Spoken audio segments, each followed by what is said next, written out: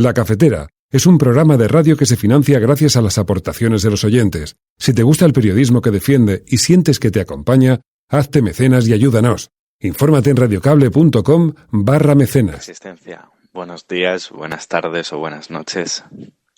Hoy por fin puedo decir con el ánimo que corresponde que ya soy mecenas por fin de la cafetera. Y bueno, pues tengo que agradecer muchísimo la compañía tremenda que supone para mí la cafetera, que supone ser un miembro más de la Resistencia. Y por supuesto, la cafetera es muy necesario en un mundo ocasionalmente lleno de sombras como este, para mantener viva la llama de la esperanza de que otro mundo es posible. Así que muchas gracias y por fin puedo devolveros un poquito del gran regalo que he recibido al tener este gran refugio en el bosque de Sergut. Un abrazo muy grande. Son las 8:30 de la mañana. Las 7:30 en la Casa Museo de José Saramago, en Tías, Lanzarote. Buenos días, mundo. ¿Quieres un café? La Cafetera. Dirige Fernando Berlín. En el programa La Cafetera de Radio Cable. En una entrevista en Radio Cable. Durante 20 minutos en Radio Cable y dice todo lo que van a escuchar. Mañana en La Cafetera de Radio Cable. Radio Cable, que ha conseguido una auténtica primicia. Ha entrevistado esta mañana y ha conseguido situar esa entrevista y lo que le ha dicho en los titulares. Con María Navarro y Pilar de la Peña.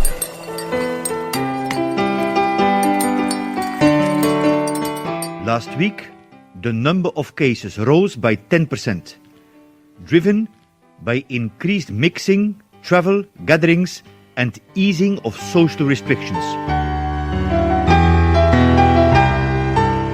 Realmente, cuando uno mira el problema de sostenibilidad de nuestras pensiones, está muy concentrado coyunturalmente en lo que llamamos los baby boomers.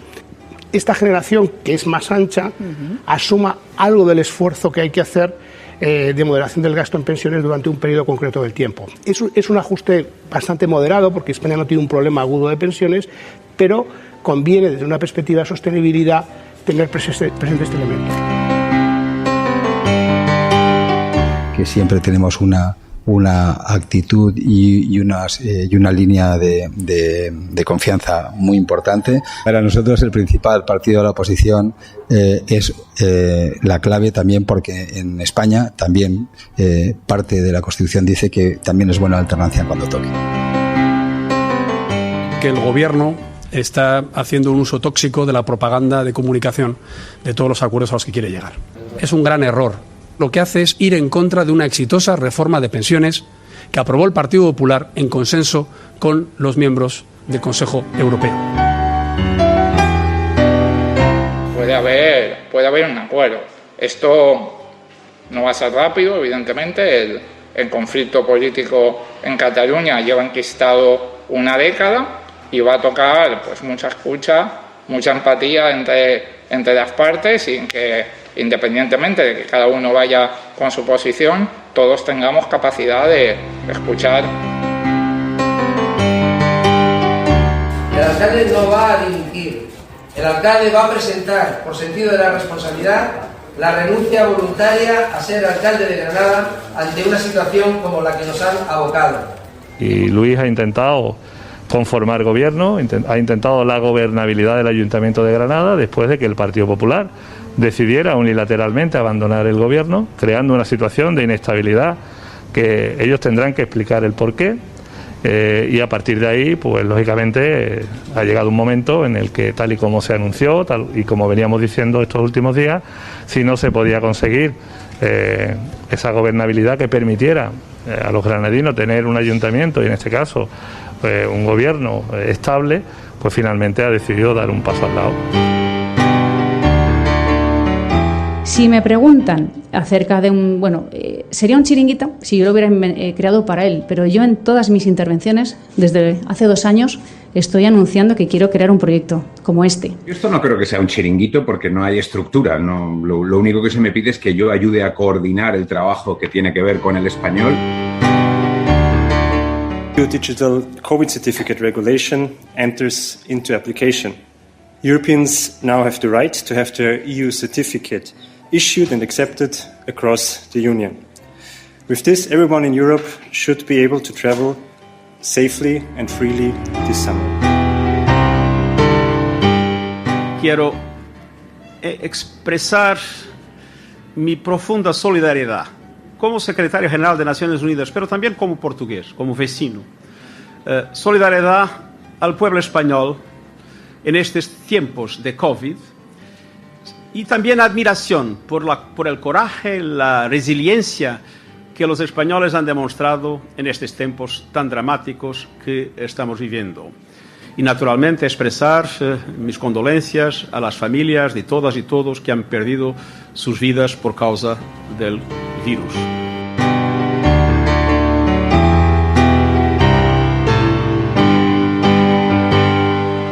I got a job in the valley, but today I didn't go.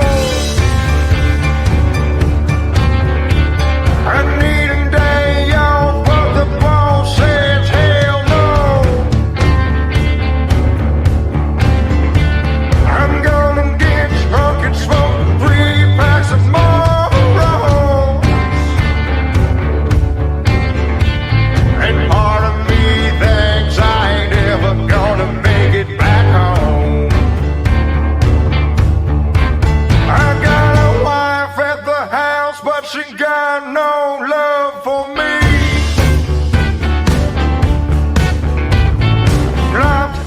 Muy buenos días, bienvenidos, bienvenidas una mañana más aquí a La Cafetera. Hoy es 2 de julio de 2021 y como ya decíais en el chat del programa, hay que estar en alerta. Lo decía la OMS, nos pedía que no bajásemos la guardia porque la pandemia continúa y de hecho ha advertido del peligro de una nueva ola en Europa. Ayer informaban de que la semana pasada el número de casos aumentó un 10% en Europa. Decían que esto habría sido impulsado por esa mezcla pues del incremento de los viajes, de las reuniones y de la relajación de las restricciones sociales. Y recordaba, millones de personas siguen sin vacunarse, así que no podemos confiarnos. El ritmo de vacunación avanza, pero el virus sigue entre nosotros y entre nosotras. Y como también recordabais, ojo, que Portugal ha tenido que retroceder, ha tenido que volver a ese toque de queda. Decían varias informaciones que está prohibido circular de 11 de la noche a 5 de la mañana en Lisboa y en Oporto. No nos podemos confiar, estamos ya viendo la luz al final del túnel, estamos en la recta final, pero ojo que todavía no hemos llegado al final, todavía la pandemia sigue entre nosotros y entre nosotras.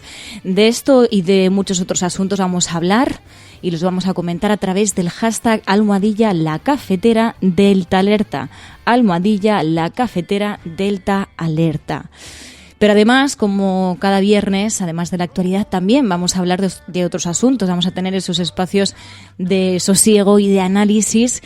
Vamos a hablar con Pilar de la Peña sobre ese resumen de prensa internacional, cuáles han sido los asuntos más destacados a nivel internacional, no solamente de fuera de España, también de cómo se ha visto en la prensa internacional lo que ha sucedido esta semana en España.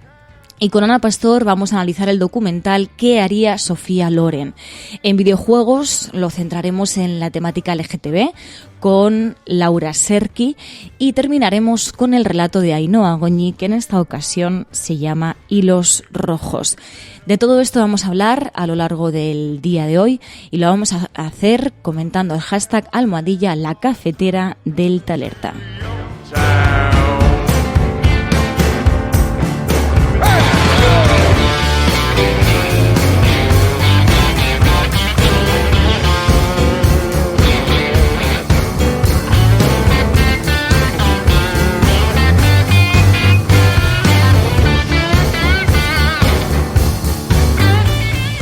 Pero antes de pasar al análisis de actualidad, hay que saludar a aquellas personas que os levantáis cada día cada mañana os levantáis pronto para estar aquí al pie del cañón en directo. Muy buenos días, Cristina, Ángel, también tenemos por aquí a Enrique Quesada, Pedro Quintana, Ramón. Muy buenos días a todos y a todas.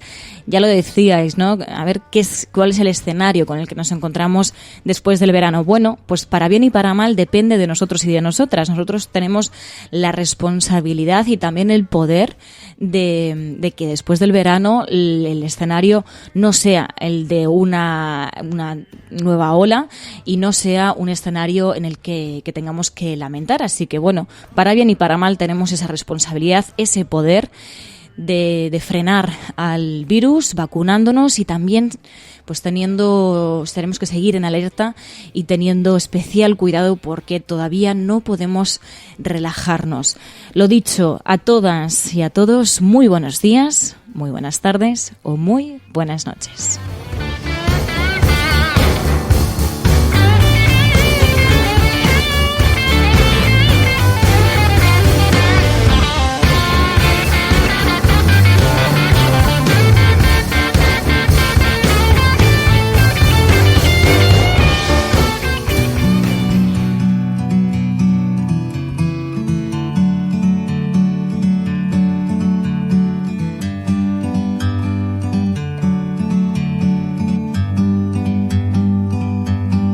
Bird on a tree, I'm just sitting here. I got time, it's clear to see. From up here,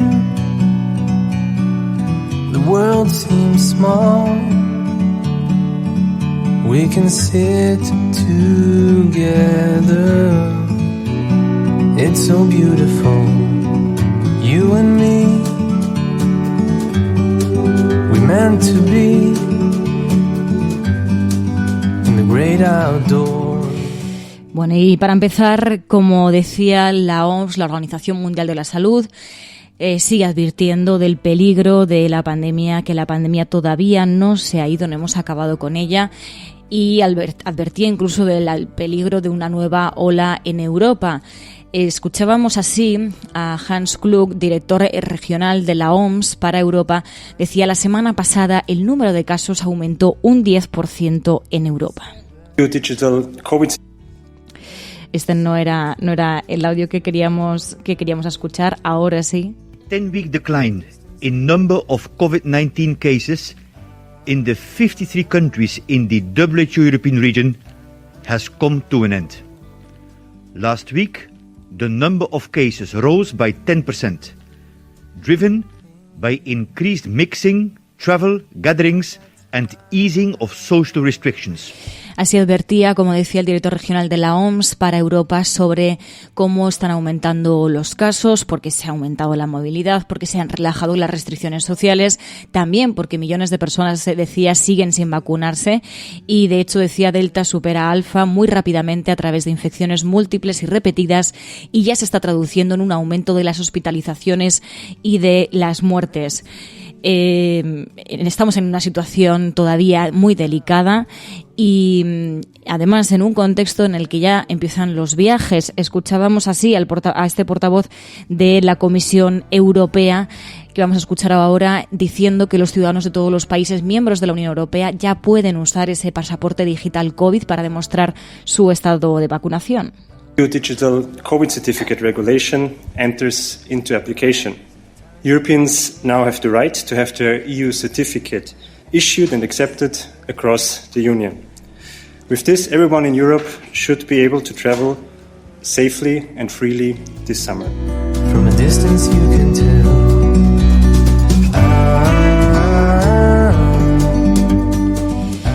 Y aunque parece que vamos volviendo a esa antigua normalidad, no podemos relajarnos. Es verdad que ya está ese pasaporte digital COVID para demostrar pues que estamos vacunados y vacunadas, pero no nos podemos relajar.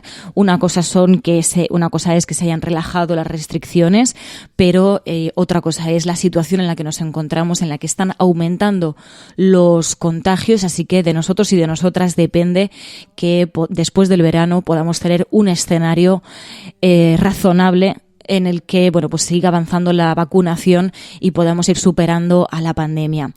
Precisamente sobre el avance de los contagios le preguntaban a Miguel Ángel Revilla, que sí pedía precaución ante el virus, pero decía no hay que entrar en pánico. En este momento la preocupación es mucho menor de la que teníamos hace tiempo, habida cuenta que el virus es grave porque acaba con mucha gente hospitalizada, con mucha gente en la UCI y con muchos muertos. En este momento la presión hospitalaria del virus en Cantabria es de una persona en UCI y exactamente me parece que 20 personas hospitalizadas. Baste decir que en el mes de mayo del 2019 hubo un día en que Cantabria tuvo 460 hospitalizados y 47 en UCI cuando solo había 70 UCIs. Ahora tenemos más. Por tanto, la situación no es comparable. Yo creo que hay que mirar esto con preocupación, pero que no haya pánico, y lo que no podemos hacer es cortar la dinámica de la actuación económica, seguir adelante y desde luego tomar medidas oportunas, vacunarnos y precaución a los que no lo están tomando ahora. We meant to be in the great outdoors, forever free. Es verdad que la situación es mejor, va mejorando, pero como decían y como advertían desde la OMS, no nos podemos relajar y hay que seguir teniendo especial cuidado hasta que estemos la gran mayoría de la población vacunada y podamos hacer frente a la pandemia.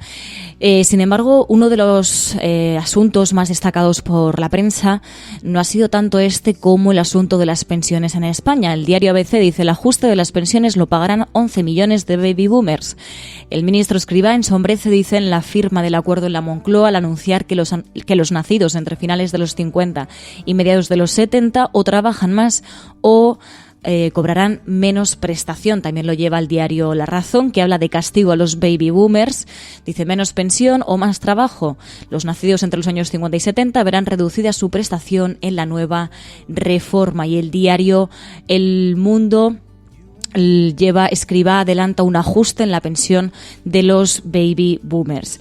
Lo anunciaba así en Televisión Española. Realmente, cuando uno mira el problema de sostenibilidad de nuestras pensiones, está muy concentrado coyunturalmente en lo que llamamos los baby boomers. Es decir, desde el año aproximadamente, desde finales de esta década, desde mediados finales de esta década hasta finales de la década de los 40. Son unos 20, 25 años, que es el periodo en el cual aquellas personas nacidas desde finales de los 50, principios de los 70 hasta mediados de los 70 van a jubilarse. Con mecanismos que todavía tenemos que decidir exactamente y concretar, esta generación, que es más ancha, asuma algo del esfuerzo que hay que hacer de moderación del gasto en pensiones durante un periodo concreto del tiempo. Es un ajuste bastante moderado, porque España no tiene un problema agudo de pensiones, pero conviene, desde una perspectiva de sostenibilidad, tener presente este elemento. We meant to be in the great outdoors. Bueno, os podéis imaginar el revuelo que han generado estas palabras del ministro de Seguridad Social. El diario El País también lo lleva en portada. Dice: Escrivá invita a los baby boomers a elegir entre menos pensión o trabajar más. Una reforma de las pensiones que presentaban ayer no solamente el ministro de Seguridad Social, también el propio presidente del Gobierno, que defendía así la reforma de las pensiones. Esta reforma de nuestro sistema público de pensiones no es otro que garantizar el poder adquisitivo de las pensiones actuales, aquí se ha dicho, también las del futuro, y por otra parte asegurar algo fundamental, y es la sostenibilidad financiera de nuestro sistema público de pensiones ante el gran desafío que supone la generación del baby boom a partir de la mitad de esta década. Y para ello recoge, entre otros, los siguientes cambios. En primer lugar, una nueva fórmula de revalorización para mantener el poder adquisitivo de las pensiones. En segundo lugar, se contemplan medidas para incentivar el acercamiento voluntario de la edad efectiva de jubilación a la edad legal. En tercer lugar, se fortalece la estructura de ingresos, aquí se ha dicho, del sistema y la culminación del principio de separación de fuentes respecto a aquellas prestaciones y medidas cuya financiación no ha sido asumida todavía por el Estado. Una reforma de las pensiones que el líder de la oposición, Pablo Casado, líder del Partido Popular, criticaba y también criticaba, decía, el uso tóxico de los acuerdos del gobierno. Que el gobierno está haciendo un uso tóxico de la propaganda de comunicación de todos los acuerdos a los que quiere llegar. Es un gran error. Lo que hace es ir en contra de una exitosa reforma de pensiones que aprobó el Partido Popular en consenso con los miembros del Consejo Europeo.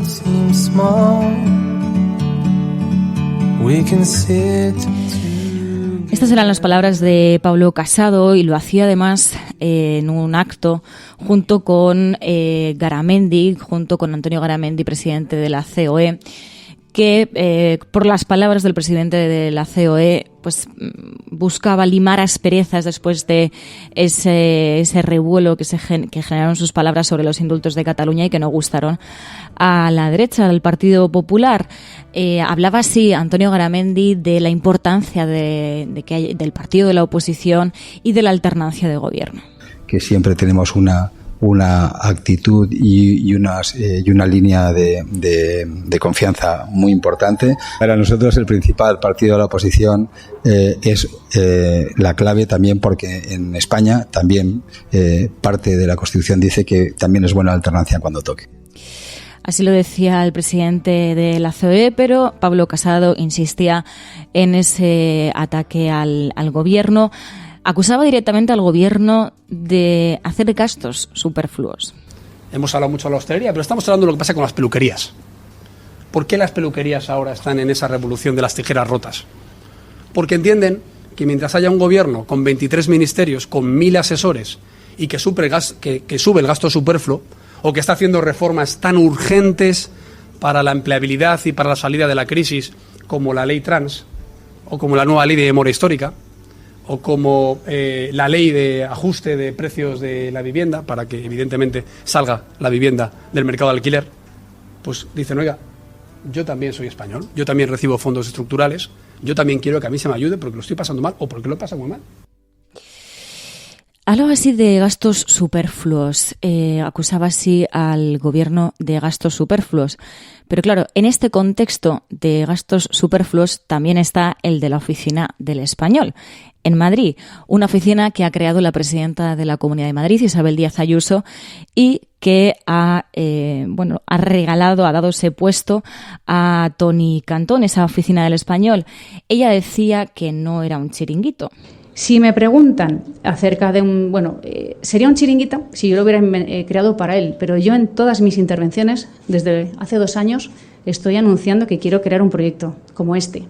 Lo hice en el inicio de curso universitario de hace 2 años, en mi debate de investidura, en los distintos programas, en todas mis intervenciones, yo ya he defendido que quería crear este puesto y crear esta oficina. Y si creo un puesto en un organismo político para un político, pues yo creo que un político que además pertenece al mundo de la cultura, pues no parece que sea tan descabellado, ¿no?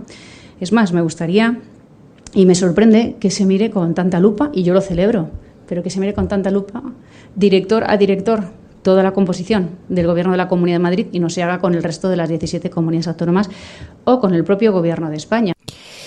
Ayuso decía que no era un chiringuito. Sin embargo, Toni Cantón decía, no, claro que no es un chiringuito, porque no hay estructura, porque la estructura soy yo. Ayer por la mañana, creo que fue a las 11 de la mañana, Isabel Díaz Ayuso me llamó, me contó el proyecto que llevaba madurando ya desde hace un par de años. Me dijo que estaría encantada de que yo asumiera el reto de ayudarle en esto. Yo, la verdad es que me sentí encantado. Yo esto no creo que sea un chiringuito porque no hay estructura. No, lo único que se me pide es que yo ayude a coordinar el trabajo que tiene que ver con el español, repito, para la creación de riqueza y empleo. No me sorprende la virulencia con que la izquierda recibió el nombramiento, ¿no? Todo lo que tenga que ver con el español, por desgracia en nuestro país, ha sido siempre muy atacado por el Partido Socialista y por sus aliados nacionalistas y por Podemos también.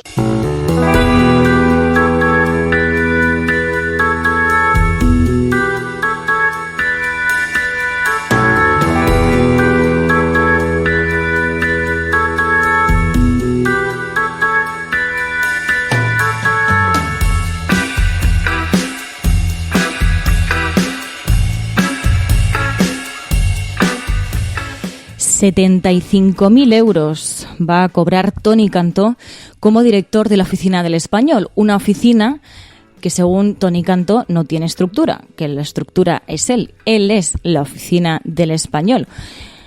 Una oficina que ha creado Isabel Díaz Ayuso para supuestamente promocionar el español desde Madrid, como si en Madrid hubiese realmente un problema con el uso del castellano, con el uso del español. Claro, en este contexto, en el contexto en el que Pablo Casado acusaba al gobierno de España de gastos superfluos, incluso pues también decía que no era urgente unas leyes como la ley trans.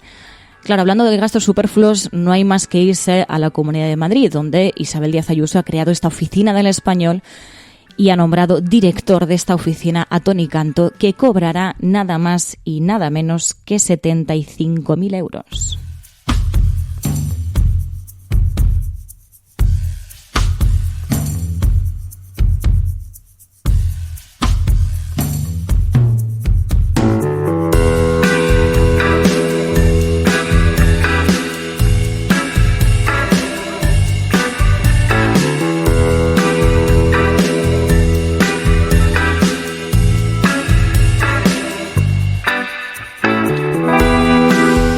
Podéis imaginar la de memes, la de comentarios que ha habido en redes sociales.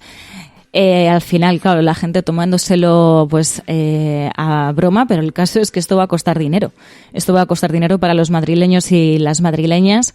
75.000 euros va a cobrar Toni Cantó como director de la Oficina del Español, una oficina que según él no tiene estructura.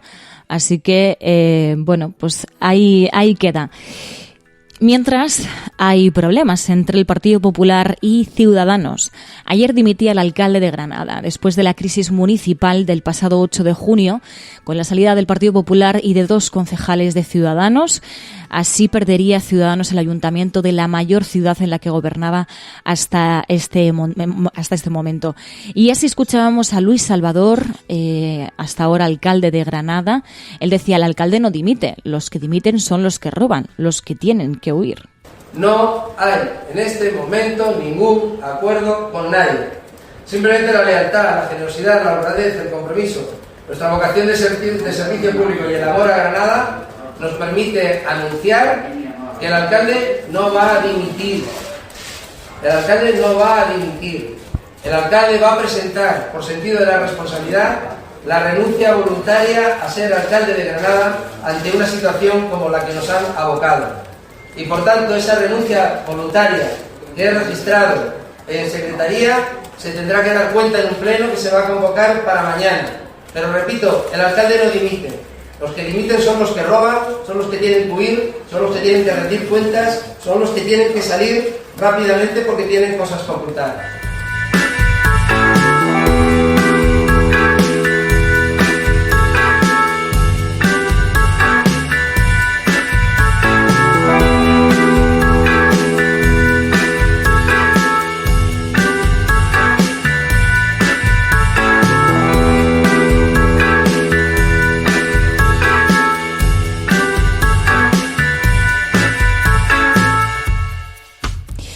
Y mientras Juan Marín, de Ciudadanos y vicepresidente de la Junta de Andalucía, se pronunciaba sobre la renuncia de Luis Salvador como alcalde de Granada, avalaba esa renuncia y también arremetía contra la actuación de los concejales del Partido Popular. Y Luis ha intentado conformar gobierno, ha intentado la gobernabilidad del Ayuntamiento de Granada después de que el Partido Popular decidiera unilateralmente abandonar el gobierno, creando una situación de inestabilidad que ellos tendrán que explicar el porqué, y a partir de ahí, pues lógicamente ha llegado un momento en el que, tal y como se anunció, tal y como veníamos diciendo estos últimos días, si no se podía conseguir esa gobernabilidad que permitiera a los granadinos tener un ayuntamiento y en este caso un gobierno estable, pues finalmente ha decidido dar un paso al lado. Creo que eso es lo honesto, eso es lo correcto, eso es lo que hay que hacer, y a partir de aquí, pues evidentemente habrá que esperar a que cuando él cese en sus funciones, pues se convoque el pleno tal y como establece la ley y bueno, pues que veamos quiénes son los candidatos nuevamente a la alcaldía de Granada.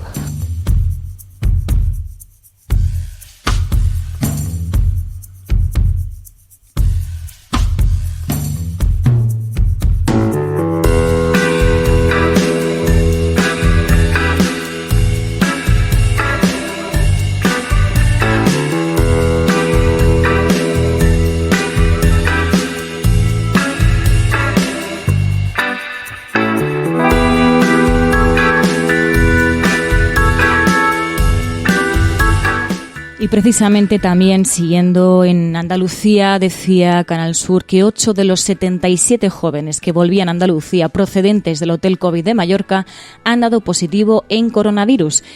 Recordaban que llegaban la tarde del jueves al puerto de Valencia en ese barco burbuja que llevó este jueves a unos 200 jóvenes en cuarentena de Palma a Valencia. Así hablaba Ximo Puig sobre la coordinación de la llegada de ese barco. Está absolutamente todo coordinado y no hay ningún tipo de problema. Van a venir una serie de autobuses provenientes de las comunidades autónomas que son originarios estos jóvenes. Creo que mayoritariamente son andaluces, 5 autobuses, después también de Madrid y alguna otra comunidad autónoma. En cualquier caso, está todo organizado para que puedan subir a estos autobuses de una manera organizada. También se está en contacto con la tripulación para la organización de todo lo que va a ser el desembarco. Y bueno, yo veo que es una cuestión de una logística sencilla y que se va a llevar a cabo con la máxima seguridad.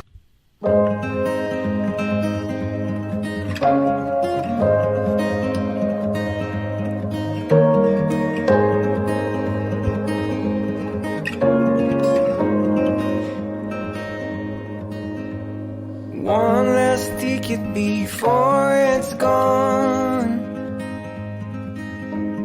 One less summer before it's fall. Tune your strings and play your... Decíais por aquí, hombre, otra vez este asunto otra vez. Bueno, es que es importante, sobre todo también, primero por la salud, por cómo puede afectar esto. La ministra de Sanidad, Carolina Darias, ya confirmaba este jueves que son ya 1.824 los jóvenes que han dado positivo y otros 5.978 son contactos estrechos que deben guardar cuarentena. Esto ha tenido unas graves consecuencias para la salud del país y también ha tenido consecuencias económicas. Decía News que la factura de esta macrofiesta de estos jóvenes pues ha supuesto que la estancia de cada joven confinado en el hotel de Mallorca cueste, según el Govern Balear, 900 euros al día. Decían que el Govern Balear también ha invertido 100.000 euros para reforzar la vigilancia del hotel. Más allá de los números, lo que demuestra es que la responsabilidad sale muy cara para la salud. Esto empeora las cifras de contagios. Y tendría que hacernos reflexionar, no tanto para señalar a los jóvenes en general y bueno, entrar en ese discurso de la estigmatización de los y las jóvenes, que la gran mayoría afortunadamente han cumplido con su responsabilidad durante toda la pandemia. También han sufrido graves consecuencias en su salud mental. Pero este tipo de casos nos tienen que hacer reflexionar que un simple hecho, que una simple actuación puede llegar a afectar a miles de personas, que necesitamos ser corresponsables, que tenemos una responsabilidad social como ciudadanos y como ciudadanas y que todo lo que hagamos repercute en el resto de la sociedad. Y este virus nos lo ha demostrado. Es especialmente cruel con estas situaciones. Y en este caso, en el caso de los jóvenes de Mallorca, ya lo estamos viendo. Se fueron en ese barco burbuja este jueves, se llevaba a unos 200 jóvenes en cuarentena de Palma a Valencia y según dice Canal Sur, 8 de los 77 jóvenes que volvían a Andalucía procedentes de ese hotel COVID de Mallorca, ya han dado positivo en coronavirus. Por mucho que creamos que controlamos el virus, es el virus el que nos controla a nosotros y la única manera de ponerle freno es tomando precauciones. Tenemos que ser responsables y tenemos que creernos ese poder que tenemos, como decía antes, no solamente por la parte negativa de poder contagiarnos, sino también el poder que tenemos de poder llegar a frenar el virus. Did I do enough to feed my soul? And you're beating on my drum. And you're beating on my door. Running faster than my dreams.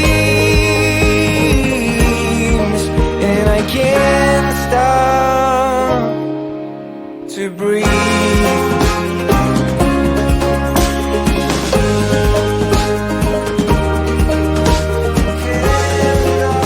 Tengo muchos amigos, muchos compañeros, mucha gente que me aprecia, pero si mi corazón no anda, preciso un cardiólogo.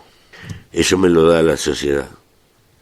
Y si mi auto se para en una esquina, preciso un mecánico, y eso me lo da la sociedad. Y preciso zapatos, y si no estuviera eso, andaríamos como un cuero. Seríamos una criatura insignificante, porque fue la sociedad que nos creó el instinto, ese de pertenecer a una grey, aprender a cooperar entre nosotros y enfrentar las dificultades. Y esto es la construcción de la civilización. La civilización no es otra cosa que la solidaridad intergeneracional, que nos cae como un regalo cuando nacemos, pero nos cae con sus dolores, con sus amputaciones, con sus mezquindades también. Y la lucha es eterna y permanente. Nunca vamos a llegar a un mundo perfecto. Vamos subiendo escalones. La esperanza no es llegar, la esperanza es caminar. No hay triunfo seguro. El único triunfo es volverse a levantar cada vez que uno cae y volver a empezar. ¿Por qué? Porque al fin y al cabo, el primer valor es la vida. Y el único milagro que hay arriba de la tierra es haber nacido.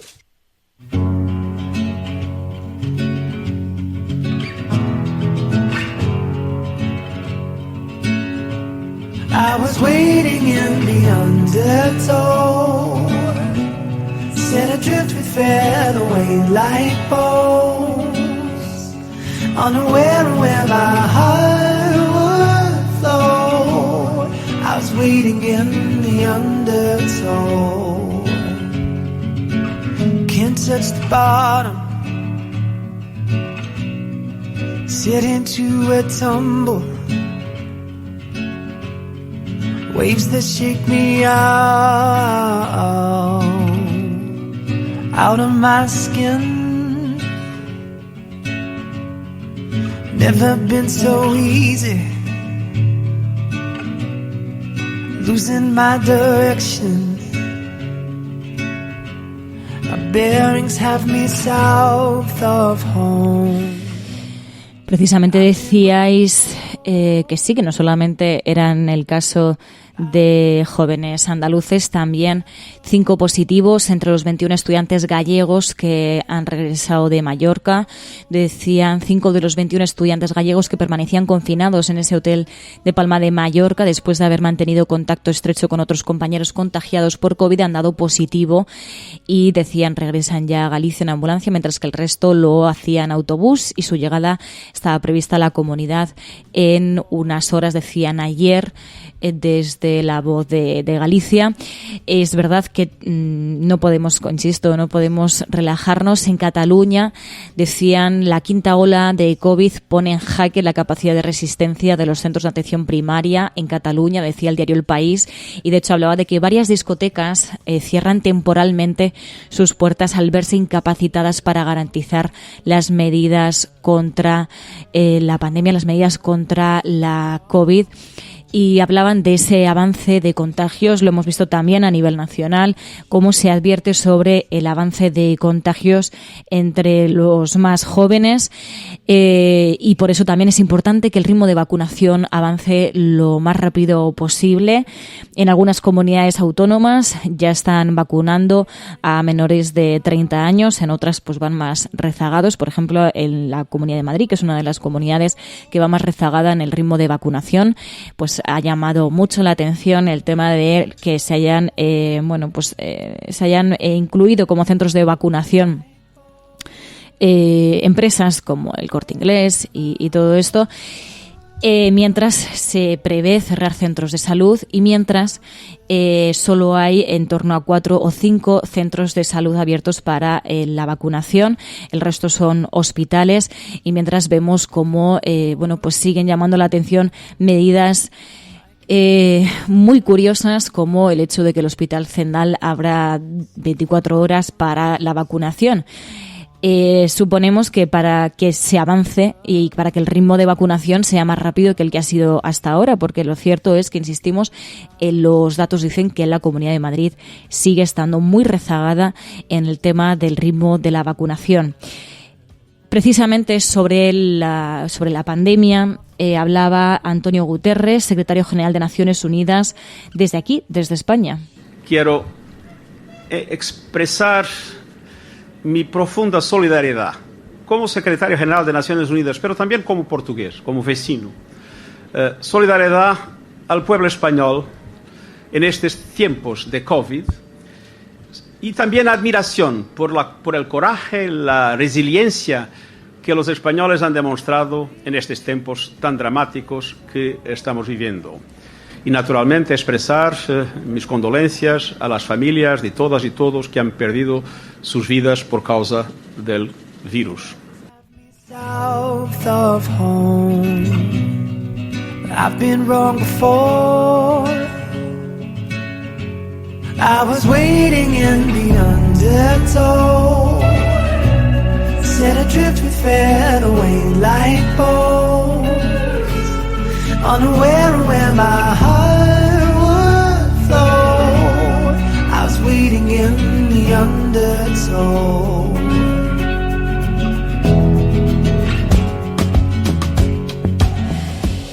Así lo decía como vecino, como portugués. El caso es que, como decíamos, los casos de COVID se han disparado en Portugal, con más de 2.300 positivos en un día. Son los casos positivos correspondientes a las últimas 24 horas.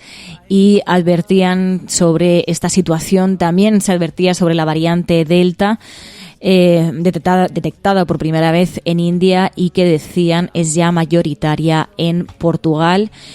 Mientras en España, como decíais en el chat, España bate nuevo récord de vacunación, 747.589 dosis en un día. Decían casi 18 millones de personas, decía el diario.es, han recibido ya la pauta completa de vacunación y un 54% tiene la primera dosis. Con estos datos, pues vamos con el horizonte, vamos hacia el horizonte de ese 70% de personas vacunadas para después del verano.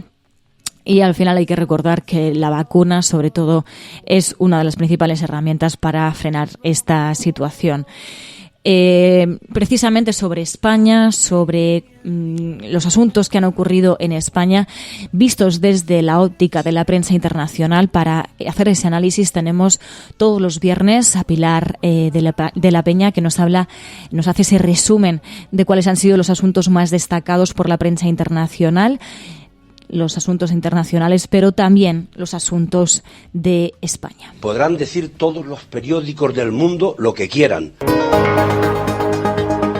Secessionist parties in Catalonia have wasted no time following the reconvening. Vamos a esta hora con información de último minuto. A esta hora en España, el ex vicepresidente del gobierno. En España finaliza el recuento de votos en los comicios municipales y autonómicos con una participación del... En las últimas semanas hemos podido comprobar cómo los medios de comunicación internacionales... Imagínense cualquier lector de la prensa extranjera que descubre que al que se propone para el Banco Mundial... A Spanish nurse who helped treat 2 Ebola victims in Madrid has tested positive for the disease herself. Spain announced that a nurse is the latest to be diagnosed.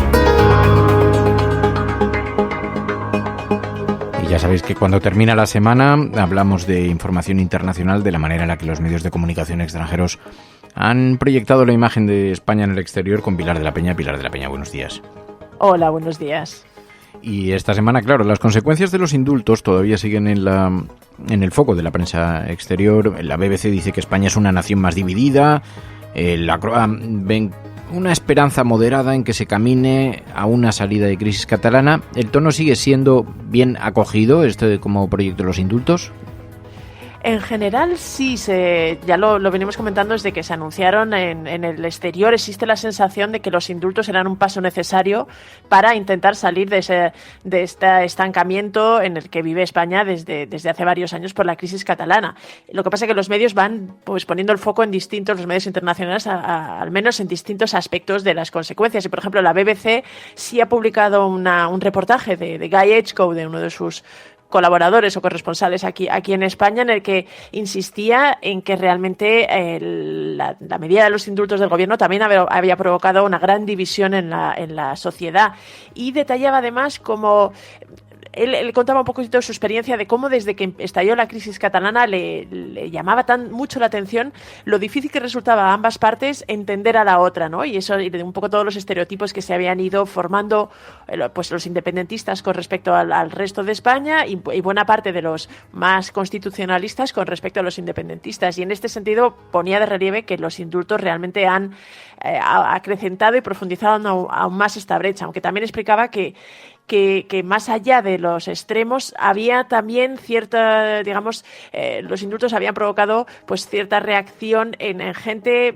más matizada, ¿no? Que no todos los que se oponían a los indultos realmente eran independentistas radicales, ni los que los criticaban eran realmente pues duros de extrema derecha, ¿no? Sino que había también ciertos matices y que sí había pues cierto temor en España que los indultos no realmente llevaran a una solución de la crisis catalana, porque existía una cierta sensación en algunos ámbitos de la población de que los independentistas siempre querían más y que en este sentido podía fracasar. Pero sí que es verdad que en general los medios internacionales siguen pues viendo con buenos ojos y con cierta esperanza. De hecho, The Economist, el influyente semanario británico, lo señalaba así, ¿no? Hablaba de moderado optimismo por esta norma. Sí destacaba que había provocado tanto pues una explosión de júbilo en el independentismo como, digamos, bastante desazón y consternación entre los más constitucionalistas. Pero el semanario lo que ponía de relieve es que al final había una cierta esperanza de que pudiera digamos, desembocar en algún tipo de salida que por lo menos reactivaba el diálogo que llevaba roto varios años entre España, y que además las circunstancias en las que se encontraba pues ambas partes, ¿no? Tanto el gobierno español con esta necesidad de intentar digamos, asentar el gobierno, y los independentistas con la necesidad de tiempo, pues podía hacer que la negociación realmente tuviera una oportunidad. Y algo parecido, decía el diario francés La Croix, que de hecho titulaba su crónica algo así como entre interrogación, decía: va España hacia una salida de la crisis catalana, y alertaba o señalaba, ¿no? Que además destacaba que se habían reunido Pedro Sánchez y Pere Aragonés esta semana, y decía que iba a ser un diálogo complicado, pero en general el mero hecho de que se sentaran ya era bastante positivo, e indicaba pues algunos aspectos en los que podrían empezar a dialogar, que partían de posiciones muy encontradas y de objetivos totalmente opuestos ambas partes, pero sí había o identificaba algunos aspectos en los que, digamos, podrían avanzar para construir en el diálogo y conseguir algunos avances. Otro de los asuntos intensos, polémicos en España, la aprobación de la ley trans. Esto, claro, dicen algunos medios internacionales que es el primer paso para reconocer la autodeterminación de género. Es uno de los titulares que más han destacado varios medios internacionales, que España podría convertirse en uno de los pocos países, me parece que hasta ahora varios medios de hecho han destacado que eran 15 países los que reconocían esta especie de autodeterminación del género, y era uno de los aspectos que más han resaltado y han puesto de relieve una vez que se ha conocido que el Consejo de Ministros va a haber visto bueno esta norma. Explican que de todas formas que es un proyecto de ley que ahora tiene que iniciar ahora su tramitación parlamentaria, y lo que otros medios internacionales destacaban, por ejemplo los medios franceses, Libération o L'Express, pues apuntaban que con esta ley los jóvenes trans podrán cambiar su estado civil sin necesidad de informe médico, y desde los 16 años, decían que desde los 14 también podrían hacerlo, pero digamos con la presencia de alguien, de algún tutor, pero que desde los 16 años pues los jóvenes trans en España van a poder cambiar su género en sus documentos de manera pues bastante sencilla. Otros medios también han puesto de relieve que esta ley llega después de un año de un debate intenso en el seno de la coalición, y hablaban un poquito de las tensiones que había habido entre el Partido Socialista y Podemos, aunque no entraban demasiado en el fondo de la cuestión, pero sí que es verdad que la aprobación, o digamos el hecho de que España haya dado este primer paso con la ley trans, pues ha tenido una enorme repercusión. Yo te digo que he visto artículos en Estados Unidos, en Francia, en Inglaterra, en Italia, en medios incluso de Canadá, en Bloomberg, en fin, muchísimos medios se han hecho eco de esta norma y destacando este aspecto, ¿no? Quizá el que más se destaca es eso, que España podría convertirse en uno de los todavía pocos países, porque no hay más que 16 y en Europa además son incluso un puñado apenas, que realmente reconoce la autodeterminación de género y que amplía los derechos de las personas trans y en general de toda la comunidad LGTBI. Oye, entre otras materias que hay también, el macrobrote de Mallorca por los viajes de fin de curso, esto ha llegado a la prensa internacional. Sí, y además con titulares no muy favorecedores, ¿no? Hablando un poco esto de macrobrote, de evento súper contagiador, que los viajes de fin de curso estaban, en concreto estos viajes de fin de curso en Mallorca, estaban en el ojo del huracán.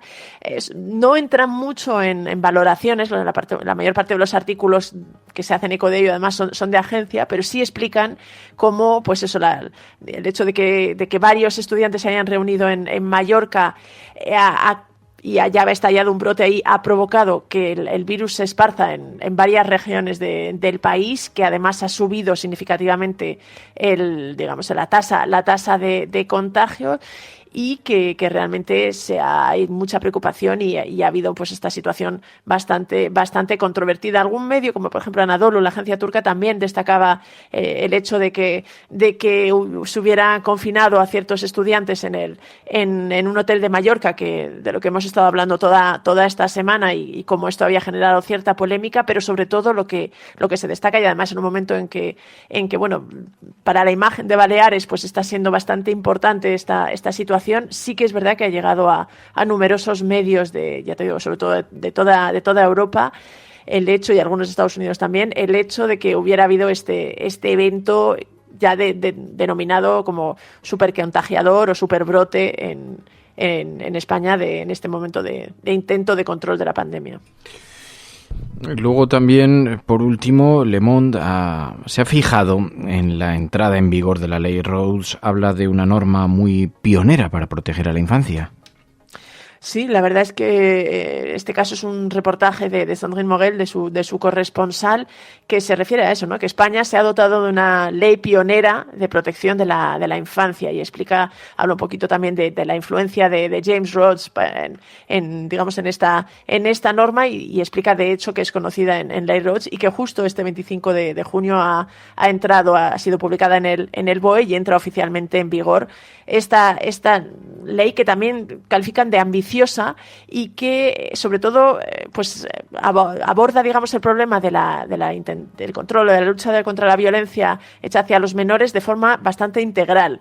De hecho, menciona la implicación de James Rhodes, pero explica que desde hace más de 10 años pues hay numerosos ONGs y expertos que están trabajando en esta norma. Recuerda que se aprobó con 297 votos a favor, con un consenso muy amplio, pero con el voto en contra de los 52 diputados de Vox. Pero sobre todo pues destaca este aspecto, ¿no? Como España ha decidido a buscar con esta norma pues un enfoque bastante más amplio y, digamos, con algunas medidas que llaman la atención. Una de las que más destaca es en particular que prevé alargar los tiempos para la prescripción de los delitos en un intento de facilitar que las agresiones sexuales a menores pues se puedan denunciar y se puedan realmente evitar en el futuro, ¿no? Pero pone sobre todo de relieve eso, que se trata de una ley que intenta abordar todas las facetas de la violencia hacia los menores, y en este sentido pues resalta que es pionera y bastante ambiciosa. Pues Pilar de la Peña, muchísimas gracias. Gracias a vosotras.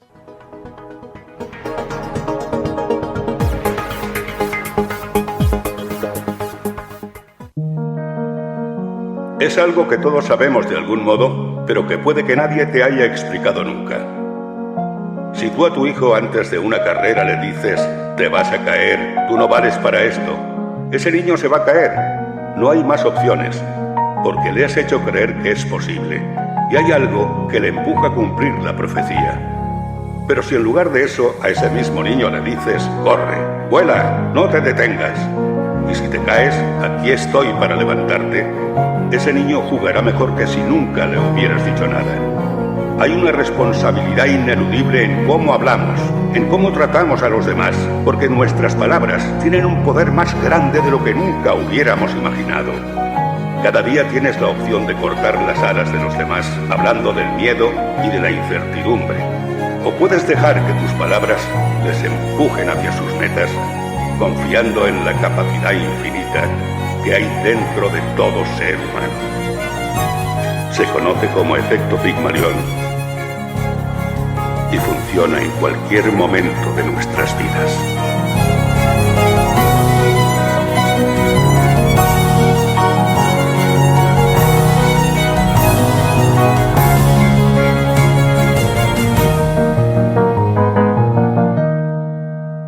La Cafetera y Neutral presentan Plata o Plomo. El mundo en series. En el Juego de Tronos o ganas o mueres. Con Fernando Merlín y Ana Pastor. ¿Sabes dónde estás? Es una radio pirata. De la zona neutral. Nos recuerda un poco por qué luchamos. La noche es oscura y alberga horrores. La noche es oscura y alberga horrores. Nada cambia de golpe. Si estuvieras en una bañera que se calienta poco a poco, morirías hervida sin darte cuenta. Plata o plomo, el mundo a través de las series, a través del cine, de las películas, de los documentales, con Ana Pastor, Neutral. Ana Pastor, muy buenos días. Muy buenos días, Fernando. Bueno, me ha dicho, tengo una joyita.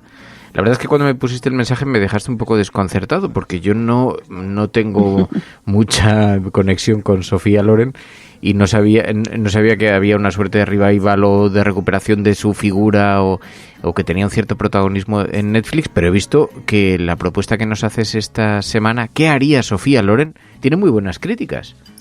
Sí, es una pequeña joya que yo no sabía ni que existía, no te voy a engañar. El otro día estaba en Netflix tratando de buscar algo que te interesara, que te gustara, que no te generara la zozobra de la propuesta de la semana pasada, y entré en la parte de películas, que habitualmente yo en Netflix no suelo ver películas, y al bajar un poquito vi que había una parte también de documentales. Y da la casualidad que hacía como un mes había visto una película de Sofía Loren actual que se llama La vida hacia adelante, que acoge a un niño, es Sofía Loren en la actualidad, digamos, de su edad ahora, y acoge a un niño africano. Y lo vi en esas semanas en las que estaba hablándose todo el rato de los menas y me pareció interesante. Entonces yo creo que Netflix y su algoritmo me han ofrecido esto. Pero tengo que decir, como tú apuntabas, que es una joya de 32 minutos, es un documental que se llama, como apuntabas, ¿Qué haría Sofía Loren? Y es la historia de una mujer llamada Vicenza, nacida en Italia pero criada en Estados Unidos, de la misma generación que Sofía Loren, súper fan, muy admiradora, y que va explicándote por qué Sofía Loren es su inspiración vital, más allá del cine. What would Sofia Loren do? Why me? My parents, they went to the Italian movies. And I remember seeing Sofia Loren. Now there's a lady. Así que la historia no es exactamente sobre Sofía Loren, sino sobre una mujer que admiraba profundamente a Sofía Loren. Sí, es la excusa, digamos. Te sirve también. Yo y luego, a raíz de eso, van haciendo un poco repaso a la vida de Sofía Loren. Eso es. A mí me ocurre un poco como a ti, que no he seguido mucho, no soy una gran fan, o más bien es que desconozco gran parte, ¿no?, de la filmografía de Sofía Loren, que por cierto aparece, el archivo es maravilloso, aparecen muchísimas de sus películas, aparecen entrevistas recientes y antiguas de cuando empezó en el cine, y lo que te viene a contar, con la excusa del carrerón que tiene una actriz como Sofía Loren, es porque ha conseguido empatizar con una mujer como Vicenza en aspectos vitales, ¿no? Hay una parte del documental que me gusta mucho en la que ella, Vicenza, esta mujer mayor, está viendo la película Dos mujeres. No sé si la has visto, no sé si quienes nos escuchan la han visto, pero es la historia de una madre y una hija, y en concreto una escena en la que entran a una iglesia a esconderse y violan unos soldados a la hija delante de ella. Entonces Vicenza la está viendo y dice: no hay nada peor en la vida que hagan algo a tus hijos delante de ti. Y dice: sí, hay algo peor, que le hagan algo a tus hijos y que tú no te enteres. Entonces cuenta una parte de su historia familiar de uno de sus hijos, que es brutal, con la excusa, como te digo, de lo que pasa en esa película. Y luego habla también de la vida sentimental de Sofía Loren, que estuvo muchos años casada con Carlo Ponti, porque ella, esta fan, cree que Sofía Loren eligió a Carlo Ponti, Y bueno, me parece como muy tierno, ¿no? Cómo empatizan dos mujeres tan diferentes, pero que en el fondo han tenido vidas en lo maternal y en otras cosas muy parecidas. She depicts a very strong woman, and that really inspired me. I think that the steps of my career have been really very hard. Veo, sí, que las definiciones de la película, un encantador documental. ¿Qué haría Sofía Loren? Pues fíjate, te voy a decir una cosa. Sofía Loren es una actriz que ha sido referencia para muchas generaciones, pero además se convirtió un poco en un icono de la belleza europea, italiana, que después siempre se ha dicho Penélope Cruz es la heredera de Sofía Loren en el mercado americano, porque hereda un poco sus rasgos, su vitalidad y esa fuerza, ese empoderamiento de la mujer en el mundo del cine. Pero yo cuando he comentado con mi tribu, con mis panas, he dicho Sofía Loren, me han dicho, ¿pero qué es? ¿Una actriz? ¿Una cantante? Te lo digo porque... Es un mito del cine. Es un mito del cine, pero claro, ya tiene... Fíjate que tiene 80 y tantos años. Sí, 80 y muchos años. Es increíblemente, maravillosamente guapa. Todavía con 80 y tantos años, siempre ha sido una mujer, como tú decías, muy exuberante, muy italiana, una mamá muy italiana. Y me gusta mucho también otra parte muy tierna del documental, y es que han ido a grabar la última película, esta que os he mencionado, que yo he visto hace poco, del niño africano, y el documental graba un poquito de algunas escenas mientras están en el rodaje, en el que Sofía Loren, como pasa en todos los rodajes, pues tiene que repetir algunas escenas. Y esa película la dirige su hijo, el hijo que ella tuvo con Carlo Ponti. Y es muy bonito cómo cuando están repitiendo escenas por ella o por otros de los actores, pues claro, tiene 80 y tantos años. Y se oye al hijo que le dice, mamá, estás bellísima. Entonces ella sonríe así como Sofía Loren, ¿no? Y me parece muy tierno porque te cuenta también cómo es la vida también de una estrella, bueno, que le han pasado muchas cosas, buenas y malas, ¿no? Es una mujer que vivió la guerra, o sea, es una generación de posguerra, quiero decir, que no lo tuvo fácil, que salió de un lugar muy pequeño de Italia, y tiene en conexión eso con Vicenza, que las dos son napolitanas de alguna manera, aunque una vivió siempre en Italia y Vicenza llegó con sus padres a Estados Unidos cuando tenía 8 o 9 años. Y es muy bonito porque... ¿Puedo hacer spoiler? Sí, ¿no? Sí. El otro día hicimos una encuesta que te habría sentado fatal porque no sabes el ritmo de contestación de la gente. ¿Me lo has contado? Sí, hicimos una encuesta. ¿Queréis? Es verdad que era un caso muy concreto. Bueno, es que hemos tenido una semana, luego te cuento cuando acabemos con esto. Ahora te lo comento. Ahora de los spoilers. Bueno, lo voy a hacer. Sí. Lógicamente, la historia de Vicenza y Sofía Loren no puede quedarse solo en una historia de dos mujeres en paralelo.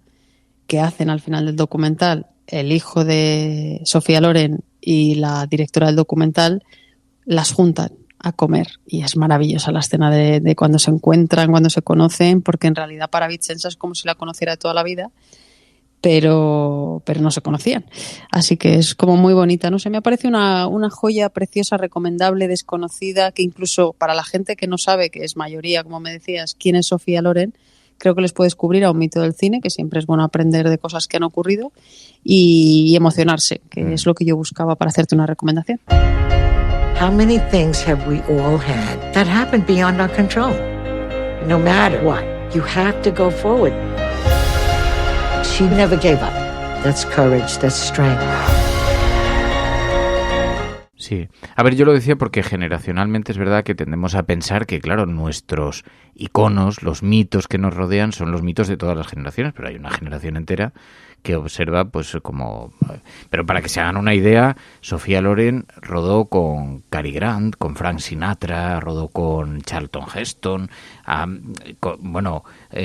películas dirigidas por Charles Chaplin, en fin, era un auténtico icono, es un auténtico mito del cine. Claro, por eso decían algunas críticas, es un documental muy dirigido a los espectadores que disfrutan del cine, con ese gozo cultural, estético que representa el universo cinematográfico, ¿no? El gran elemento del cine. Y luego decían una cosa en una crítica, dice, si alguien se plantea alguna vez por qué los modelos son tan importantes y lo reduce un poco a mero mito, este corto demuestra bien su importancia, porque el arquetipo, el estereotipo al que nos acogemos, porque los modelos...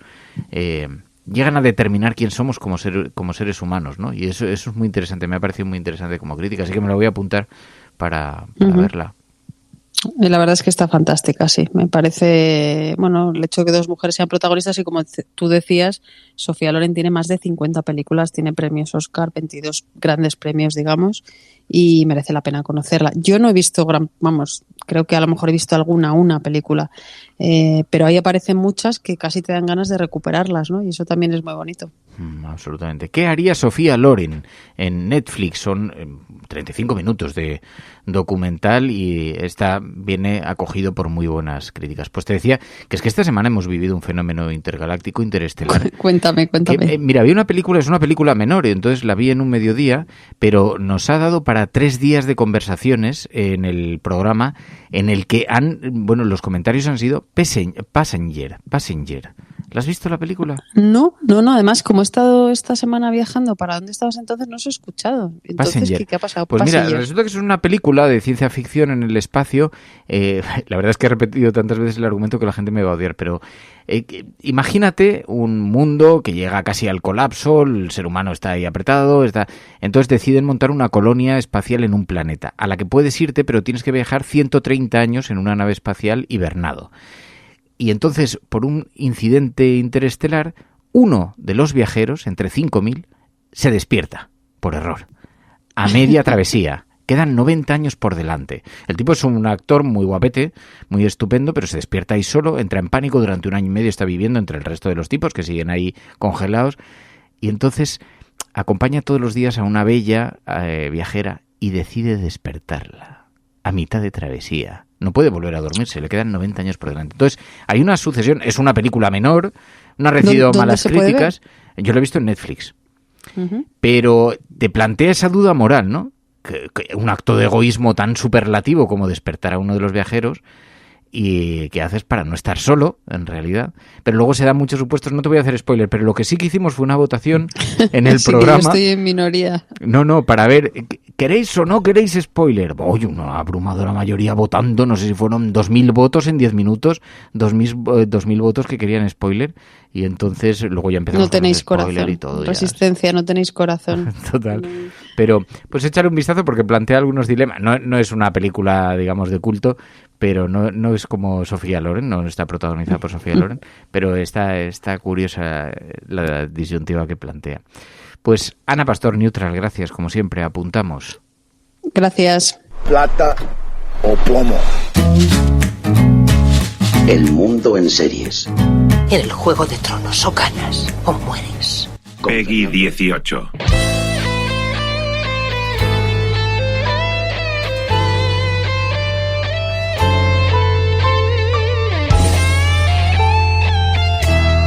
Que el Peggy 18 lo ponemos siempre en la sección de videojuegos, no vayáis a pensar que porque abordamos hoy la temática LGBT consideramos que está ajena al discurso. Laura Sergi. Buenos días. Buenísimas. Yo también tengo más de 18, ya me cubro las espaldas para lo que pueda pasar, ¿no? No, pero que en todo caso, que tampoco, desde luego no me parece un tema tabú para nada en absoluto, solo faltaba, ¿no? A estas alturas, pero sí que forma parte de nuestra cabecera de la sección. Lo que pasa es que es verdad, esta semana habíamos debatido con los oyentes, oye, en la sección de videojuegos, ¿de qué podemos hablar? Y decían en el grupo de Discord, pues estaría muy bien, como estamos en el mes del orgullo, que veamos qué aproximación, qué imagen proyectan sobre lo LGBT los videojuegos o algunos videojuegos. Y es verdad que algunos, la temática no está necesariamente centrada, pero algunos lo abordan con total naturalidad y con total visibilidad. Y entonces decíamos, bueno, ¿y con quién podemos hablar? Y la gente me decía, Laura, tiene que ser con Laura Sergi. Dice, porque siempre habla precisamente, sin tapujos, sobre todo esto y sobre esa mirada que impregnan. ¿Qué tal estás? ¿Cómo vas? Buenas, pues muy buenos días. Me halaga que la gente me conozca, o sea, no tenía ni idea. ¿Tienes oyentes compartidos? De que yo llegase a compartir audiencia con un programa de radio, la verdad. Sí, Laura es gamer, es streamer, pues la vemos mucho por Twitch, la seguimos por las redes sociales, por Twitter, y entonces retransmite partidas, algunas con mucha habilidad. Te digo que eres una jugadora bastante habilidosa, te diré. Eso dicen, no, pero es mentira, me tienen que ver si no. Total. Y entonces le he preguntado y le he dicho, oye, ¿y realmente podemos hablar de videojuegos que proyecten pues lo LGBT de una manera correcta? Algunos lo llevan muy incorporado, muy naturalizado. Por ejemplo, Life is Strange es un videojuego. Cuéntanos un poco la sinopsis, pero allí descubrimos que en efecto sí que han retratado esta situación, ¿no? Sí, efectivamente. O sea, además es que me gustan ese tipo de juegos, o sea, no te explican, no te van a decir literalmente o sea, cuando te hacen una introducción del juego, la protagonista es lesbiana o es bisexual o es, ¿sabes? No te lo defienden así, simplemente es que lo ves dentro del gameplay, ¿no? Y yo creo que es la forma en la que se tiene que presentar, de forma natural, porque al fin y al cabo es natural. O sea, y de la misma forma cuando te dicen este protagonista es heterosexual, pues no se tiene que especificar que un protagonista es homosexual o del espectro LGBT, pues el que sea, ¿no? Y en el caso de Life is Strange, la sinopsis es una novela visual, básicamente, un juego point and click, que es mucha historia, poco gameplay que le llamo yo, pero es bonito, evidentemente. Y es una chica, una protagonista, que simplemente tiene poderes sobrenaturales, y en este caso, en el 1, por ejemplo, porque hay varias entregas del juego, en el 1 es rebobina del tiempo. Y entonces ya empiezan las movidas de decisiones, ¿no? En base a lo que tú has visto en el presente, si ves que alguna cosa ha fallado, tiras para atrás y cambias la visión. Pero me estás haciendo un spoiler, porque si dices que en el primero es eso, ¿es que en los restantes son otros poderes? A ver, es que ahora lo jugué el año pasado, estoy intentando hacer memoria. Juraría que en el primero luego no tiene por qué tener poderes, porque juraría que el otro no tiene poderes, pero vamos, que siempre gira en torno a algún poder sobrenatural, ya sea del protagonista o de la zona, vaya. Pero tampoco es un spoiler, o sea, es que realmente la mecánica te la enseñan al principio del juego. Es un videojuego guay para el que no haya jugado nunca, que me pregunta muchas veces mi tía Blanca. Mi madre el otro día me puso un mensaje y me dijo, oye, ¿qué videojuegos me recomiendas? Digo, oh Dios, qué presión, qué responsabilidad. Y este es un videojuego guay porque es casi una película de dibujos animados, pero con unos dibujos bastante conseguidos, y en los que tú te mueves. Es una chica joven que ha sido trasladada, está en una escuela de fotografía y empieza a desentrañar un misterio. Entonces tú vas teniendo que tomar decisiones y algunas las puedes revertir porque de pronto surge un poder que tú con el ratón haces curry y puedes ir unos segundos para atrás y revertir decisiones que hayas podido tomar en las que creas que te has podido equivocar. Entonces está muy bien, o sea, como historia transcurre la estructura de guión y vas descubriendo efectivamente que es lesbiana, que hay una de sus mejores amigas de la infancia es lesbiana. Y esto, bueno, la verdad es que, joder, no quiero hacer muchos spoilers porque además me falta un trozo del juego para terminarlo, pero está muy bien. Oye, hay otros videojuegos, pero he visto, por ejemplo, que en Wikipedia hay una entrada dedicada a esto, videojuegos relacionados con la comunidad LGBT, y citan Assassin's Creed. Sí, efectivamente. Assassin's Creed, por ejemplo, me falta alguno que jugar suelto, pero a partir del salto, digamos, de los últimos, que es más un mundo abierto, pues en las escritores y ambientada en Grecia, pues sabemos que la antigua Grecia les daba igual todo, y había mucho forniqueo, vamos a llamarlo, da igual el género. Entonces, como también fue el primer juego de Ubisoft que podías, o sea, dentro de las Assassin's Creed, que podías escoger protagonista masculino o femenino, y que realmente también dentro de las opciones de diálogo amorosas, pues entraba todo el espectro, o sea, igual que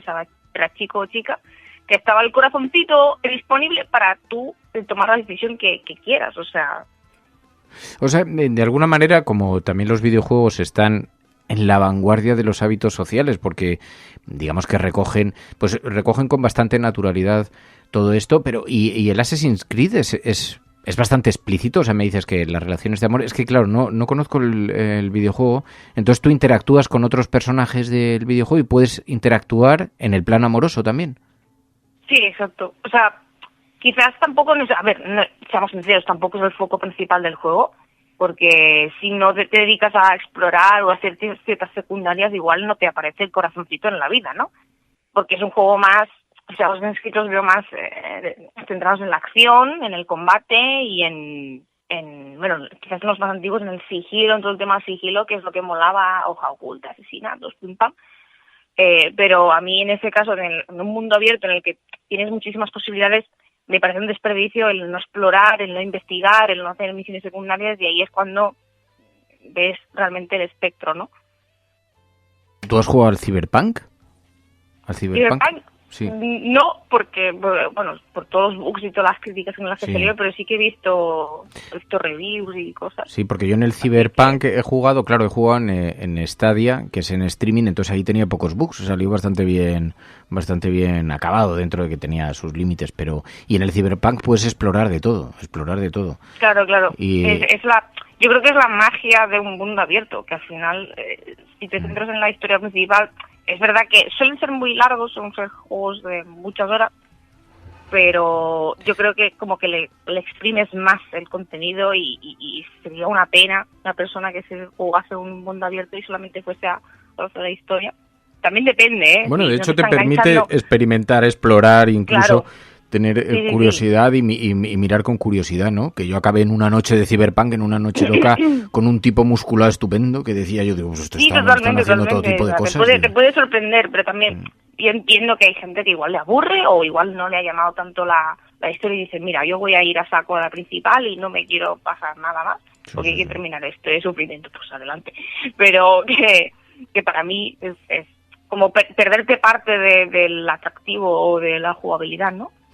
Lo que es verdad es que, digamos que se mira, en general, supongo que hay de todo, ¿no? En todo tipo de videojuegos, pero en general se mira de forma bastante abierta, o sea, bastante naturalizada, ¿no? Por lo menos en estos juegos que estamos citando, está muy naturalizado, ¿no? No supone una transgresión, ¿no?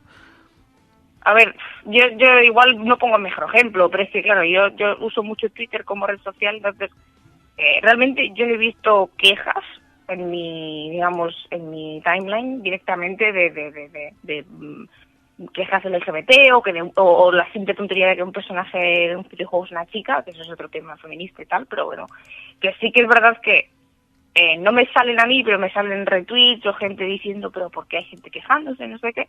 Entonces, veo que en mi círculo cercano, por la gente que sigo yo, que evidentemente tiene que ser LGBT friendly, pues no hay ningún tipo de problema, pero sí que es verdad que en lo que es el global, aún hay gente que quejas, prejuicios, lo típico, ¿no? Pero proyectan una imagen bastante tolerante y sí, exacto, es empoderante y yo creo que es muy muy bueno para dar visibilidad a todo el colectivo, evidentemente. Y si se te ocurre algún juego que dijeres, pero para mí uno que puede ser referencia en esta materia, ¿cuál sería? ¿Se te ocurre alguno así un poquito por excelencia? Me dicen Mario Bros. Es que bueno, no, que sea... Es verdad que los que has dicho realmente son los que primero se me vienen a la cabeza, Ice Strange, Last of Us. Más recientes que he jugado, por ejemplo, está el Hades, que el Hades salió como Game Award, o sea, ganó el premio de Game Award a Mejor Indie de 2020. Y es básicamente un roguelike, que no sé si conoces el género. No. Pero es como ¿te suena el Binding of Isaac? No. Pues, bueno, básicamente es un juego de repetir. No sé cómo definirlo. Tienes diferentes salas que tienes que matar enemigos para ir superando, para llegar a un final, ¿no? Digamos. Pero ese final tampoco es un final, porque luego hay una mecánica que te introducen de repetición, que no voy a decir nada por spoilers, pero esa mecánica te obliga a repetir ese proceso varias veces. Y tampoco es fácil porque mueres mucho en el camino y si mueres a mitad de, por ejemplo, de una sala, tienes que empezar desde la sala, por ejemplo, que hay 10 salas, ¿no? Si mueres en la sala 5, tienes que empezar desde la 1 otra vez. Y así. Pero realmente hay una mecánica que te motiva a llegar a la 10 o al final, a lo que sea. Y en ese juego, por ejemplo, parece que no, pero hay muchísimo lore y diálogos. O sea, realmente, yo llevo 100 horas e igual no se me ha repetido ningún diálogo.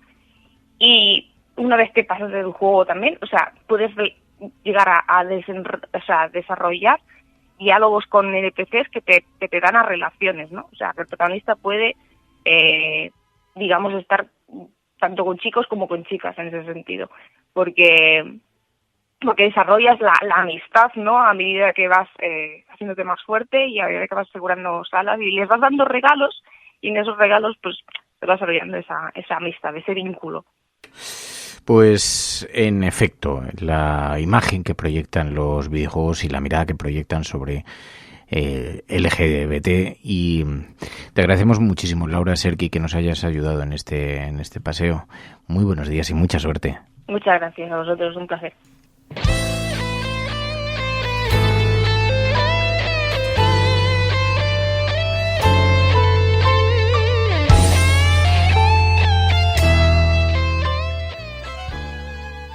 La Cafetera presenta los relatos de Ainhoa Goñi.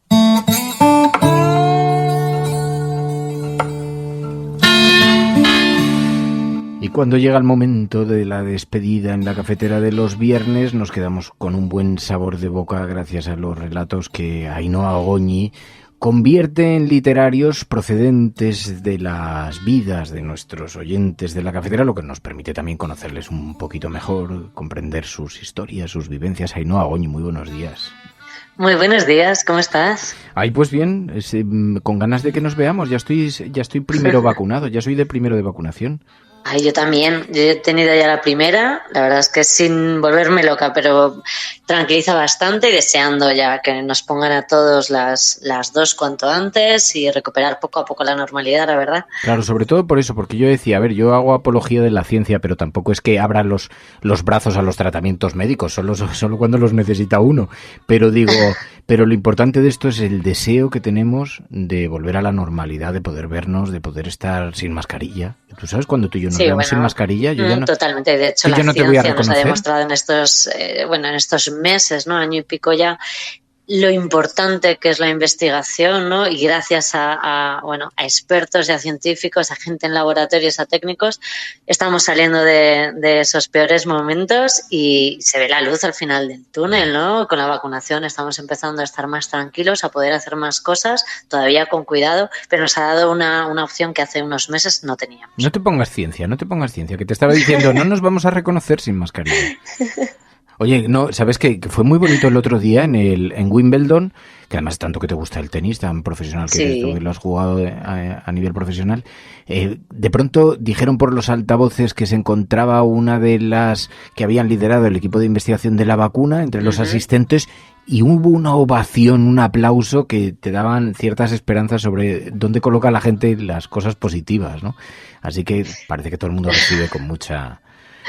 Sí, a veces tiene que pasar algo muy grave para que la ciencia esté en portada, lo decía yo siempre, y el problema es que cuando la ciencia está en portada es porque es algo malo, ¿no? Porque ha pasado algo horrible y los científicos tienen que venir un poco a salvarnos. Pero sí, ojalá que después de esto se vea la importancia de la investigación, de su trabajo diario y de que cuando esto pase, ellos van a seguir ahí investigando otras muchas cosas con laboratorios funcionando, con apoyo, etcétera, etcétera, para estar a tope la próxima vez que necesitemos algo, ¿no? Y eso es importante. Absolutamente. Oye, ¿y el relato dónde nos traslada esta semana? Pues nos lleva a una forma distinta de ver las familias. Aquí hablamos mucho en el programa de las familias con las biológicas, ¿no? La que naces y luego la que haces a lo largo de los años, que además va evolucionando, va ampliándose, va cambiando. Y me escribió Lina López, es @lalola, y me contó una historia muy bonita, a mí me encantó, que es la historia de la adopción, que ella realizó hace ya unos cuantos años, de una niña china y bueno, como esa niña, ¿no? se incorporó a la familia, le hizo tener una familia más grande, pero además, casualidades de la vida, las relaciones de ellos, en este caso con otras familias que estaban buscando también a unas niñas, ¿no? para poder adoptar, les hizo ampliar la familia y tener una gran familia llena de familias, ¿no? Que tenían ese nexo de unión que era el querer buscar ampliar la familia con una niña, todos además en China, y me pareció muy bonita la forma que tenía de contarlo, ¿no? Y que es un ejemplo más de los muchos que hemos hablado en este programa, de esa elección de las familias a lo largo del tiempo, de las amistades profundas y de cómo muchas veces cuando tienes una cosa en común, como algo tan bonito, ¿no? Como querer cuidar a una niña que viene además de un país tan lejano, pues te une y te hace formar una gran familia, ¿no? Y la verdad es que me gustó mucho, lo he llamado Hilos Rojos por una leyenda china que ahora escucharéis en el relato, pero me ha gustado mucho la forma además de ver el mundo de Lina, súper optimista, que además me imagino que tiene que ser la forma de afrontar las adopciones internacionales, que son largas, que llevan mucho papeleo, mucha burocracia, pero que bueno, a lo mejor gracias a esa conexión con las otras familias bueno, pues lo han llevado estupendamente bien y las niñas, iba a decir las crías, me decía que la suya tiene 21, así que una familia de familias asentada que siguen muy unidas a lo largo del tiempo, ¿no? Pues es una historia muy bonita. Gracias, Ainhoa Goñi, de corazón. Gracias a vosotras. ¿Y sabéis quién le pone voz hoy? María Navarro.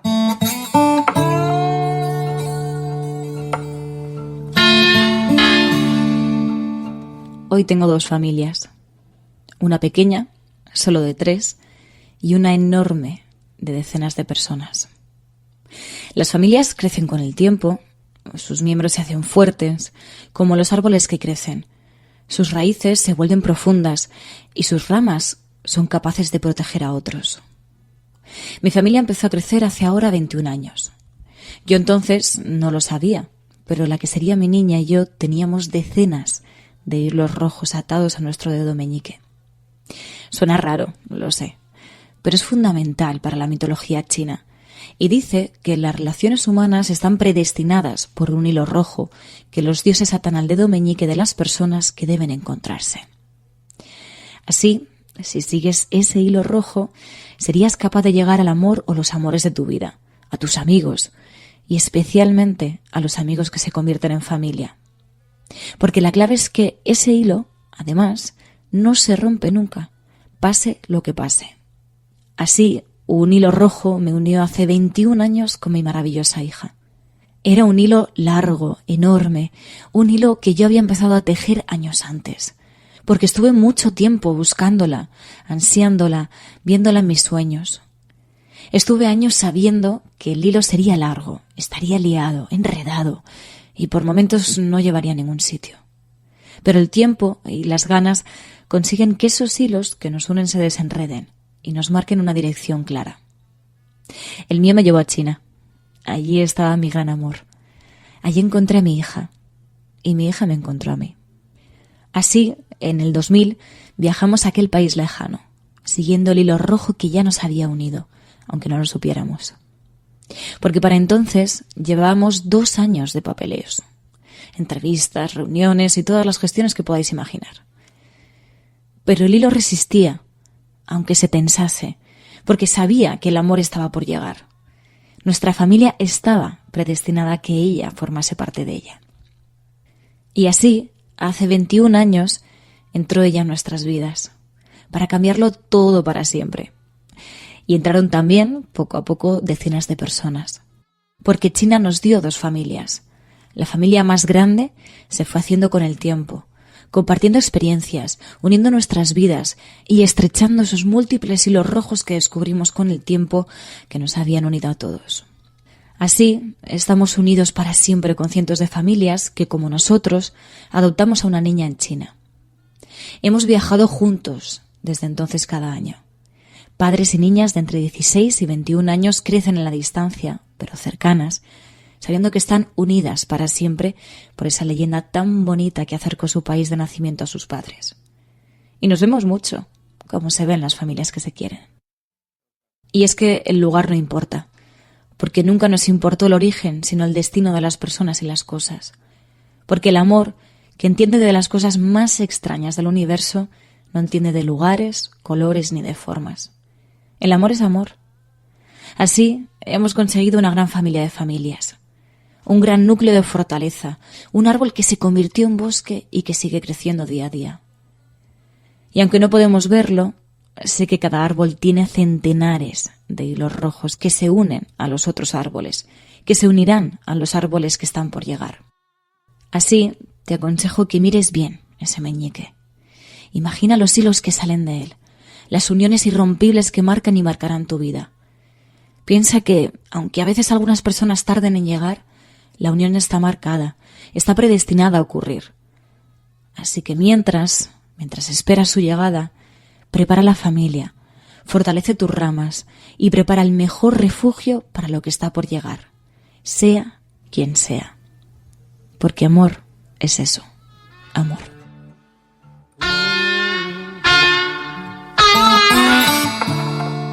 La Cafetera es un programa de radio que se financia gracias a las aportaciones de los oyentes. Si te gusta el periodismo que defiende y sientes que te acompaña, hazte mecenas y ayúdanos. Infórmate en radiocable.com/mecenas.